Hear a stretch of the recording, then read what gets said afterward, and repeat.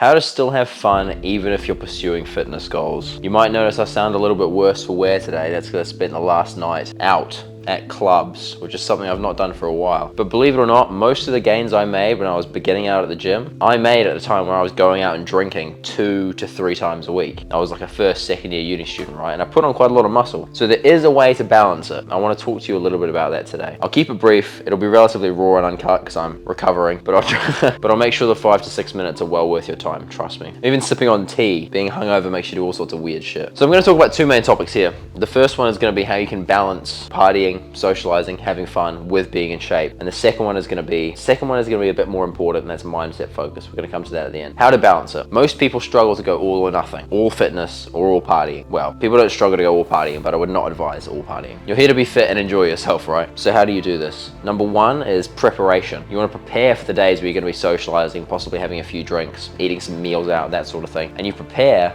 by structuring your diet around those days. You can either do this pretty advanced, where you literally calculate your calories and subtract the amount you're gonna drink and then measure it when you're out. Most people aren't gonna do that. Or you can be a little bit more blasé with it and just eat a little bit less on those days where you're going to be partying to counteract the extra calories you're going to be consuming. Step 2 is going to be making sure you get enough sleep. It's pretty common, and I'm underslept today, which is why I probably am stuttering like fuck this video. But make sure you get enough sleep. The number one thing that makes you hungover, besides the alcohol, is lack of sleep. We're not made to perform on 4 hours sleep. I'm currently sitting at about 5 hours, and I'm not my usual self, but I'll still drop some fucking knowledge on you, so listen up. Always do your best to catch up on that missed sleep. Otherwise, you accumulate something called sleep debt. Your body actually doesn't recover from sleep you miss. It needs to recover that eventually, so you need to sleep more to build that back up. This is going to help with recovery and also the fact that your muscles grow when you're asleep. So if you're pushing your body to the limit, both at the gym and by partying and going out, you need rest. You're going to burn yourself into the ground if you don't have it. Number 3 is try and stick to a routine as much as possible, and this includes after nights out. So typically you go on a night out, maybe you get home at 2 a.m., right? If you can, stick to your normal routine on the Saturday and the Sunday. That means getting up,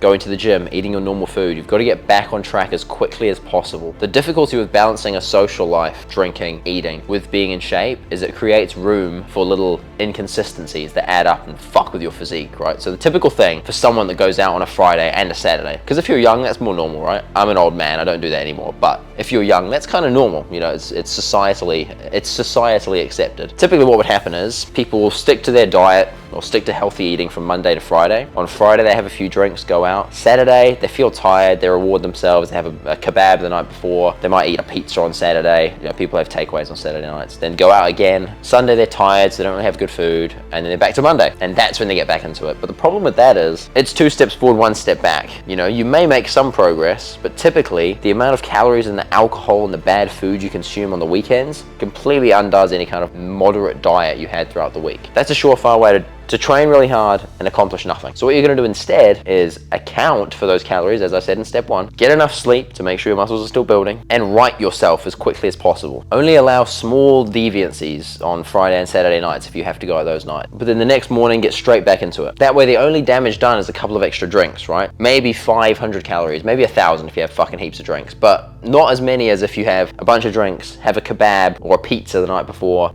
Like, you're spilling over like 5,000 or 6,000 calories, which just completely undoes Monday to Friday. Like I said, we're going to get into the mindset part of this later, but in terms of drinking, if you have to drink, try and stick to straights. There's a bunch of RTDs with straights these days that are pretty low in calories, like just barely more than shots. That's what you're going to want to stick to. I don't care if they're a bitch drink or whatever. You're not drinking beers. You know what beers give you? A beer belly. Look at your dad, look at your uncle. They've all got beer bellies if they drink beer, right? Beer is going to be completely the opposite of what you need. If you're going to drink straight only with some like 0 calorie mixes. So those are the practical steps. If you're going to weave socializing, drinking, eating off food into your program and still try and make results and still try and get results, that's the way I found to do it. I did build my physique over 2 to 3 years of drinking most weekend. It's doable, but it is a lot slower. You're going to be a lot softer. Alcohol fucks with protein synthesis, so you're going to grow slower. You're going to be a little bit softer, a little bit fatter, but it can be done, you know, with extreme diligence on the Monday to Friday, and then getting back into it Saturday and Sunday as quickly as possible. It can be done, but it's not optimal. Now you've made it to the most important part of the video. Congratulations. So we've talked about the practical steps of how to fit socializing and drinking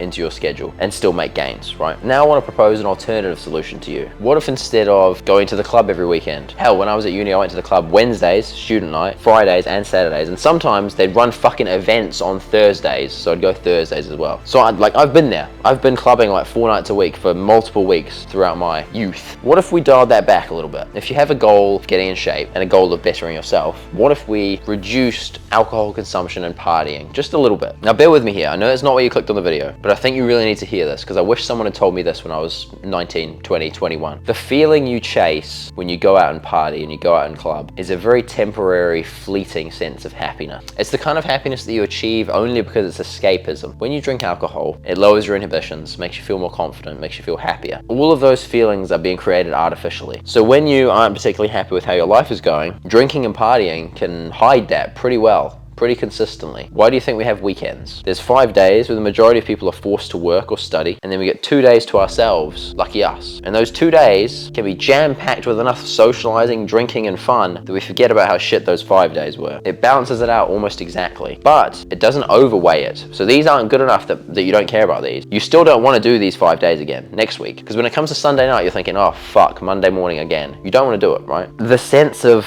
relief, happiness, and escape you seek on the weekends, you never find it through alcohol. I know that might be strange to say because a lot of people love their work drinks, right? They love, you know, getting drunk on the weekends with their friend, talking to girls. It's a sensory overload environment, listening to good music. It's loud, there's lights, there's pretty girls, there's alcohol, there's all sorts around. But as someone that's been there and done that, those feelings are fleeting. And at the end of big long nights, the thing you're left with is a sense of emptiness inside because you're chasing this high, this fun, all these experiences, but you're escaping your actual life to live them. So you use those 2 days of drinking and fun to escape the fact that the majority of life for you is working and not being happy with your life. This applies to fitness too. If you're trying to get in shape, fantastic. Congratulations, really good for you. That means you're committing to bettering yourself. And that better version of you, the one that's in shape, is going to enjoy those 5 days a little bit more. Your life holistically is going to get better. And believe me, when your life holistically gets better, the need to drink and party in those 2 days off tends to disappear. You start to enjoy all of life a lot more. Not to mention you enjoy not feeling hungover on Saturday, Sunday, Monday, Tuesday. You know, you're fresh, you're alert, you're sharp all the time. So if you find yourself drinking and partying pretty damn often, ask yourself if it's indicative of a bigger problem. Because for a lot of people, and I would say the majority, it's just an escape from their current life. They can have a little bit of fun,